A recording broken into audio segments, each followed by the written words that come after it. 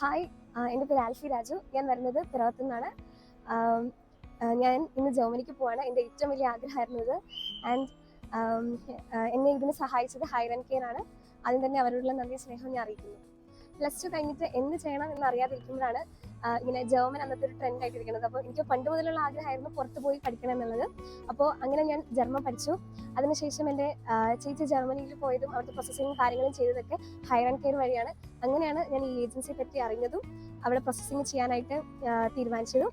And അവരെ നമ്മൾ ആദ്യമേ അപ്രോച്ച് ചെയ്തപ്പം നമുക്ക് എന്താ പറയുക, അവരാദ്യമേ നമുക്ക് വെബിനാർ എടുത്തിരിക്കും. വളരെ കൃത്യമായിട്ട് ഓരോരോ കാര്യങ്ങൾ നമ്മളെ പറഞ്ഞു തരികയും നമുക്ക് വ്യക്തമാകുന്ന രീതിയിലാണ് എല്ലാം പറഞ്ഞു തന്നത്.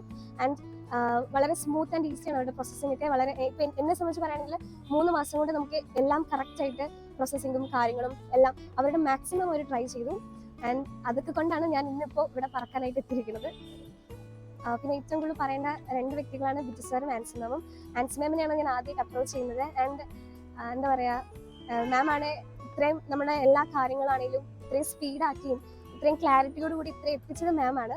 ആൻഡ് ബിജു സാറാണെങ്കിലും എപ്പോഴും അവൈലബിൾ ആണ്. ഇപ്പം ടൈംസ് നമ്മൾ വ്യത്യാസമാണെങ്കിലും നമ്മൾ എപ്പോൾ വിളിച്ചാലും നമുക്ക് കോൾ എടുക്കുകയും ഇഫ് നമുക്ക് എന്തെങ്കിലും ഡൗട്ട് ഉണ്ടെങ്കിൽ എത്ര ടൈം ആണെങ്കിലും നമുക്ക് അതിനെ ക്ലിയർ ചെയ്തും. ഇപ്പോൾ ഞങ്ങൾ പോകുന്നുണ്ട്, അപ്പം കറക്റ്റായിട്ട് ഞങ്ങളോട് പറഞ്ഞിട്ടുണ്ട് എല്ലാം അവിടെ സെറ്റാണ്, നിങ്ങൾ പേടിക്കുന്ന ഒരു കാര്യമില്ല. ആ ഒരു ധൈര്യം ഇന്നുണ്ട്. അപ്പം എല്ലാം സെറ്റ് ആയതുപോലെ തന്നെയാണ് നമുക്ക് മെസ്സേജ് അയക്കുകയും അങ്ങനെയൊക്കെ ചെയ്യുന്നത്.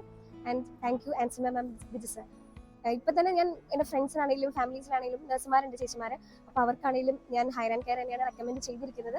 അപ്പോൾ അവർ ചോദിക്കും ഇങ്ങനെ നമ്മൾ എന്ത് ട്രസ്റ്റ് ചെയ്യും. അപ്പോൾ ഞാൻ പറയും എന്നെ ട്രസ്റ്റ് ചെയ്താൽ മതി. അപ്പോൾ ഇതാണ് ഇതാണ് എനിക്ക് പേഴ്സണലി നിങ്ങളോട് എല്ലാവരോടും പറയാനുള്ളത്.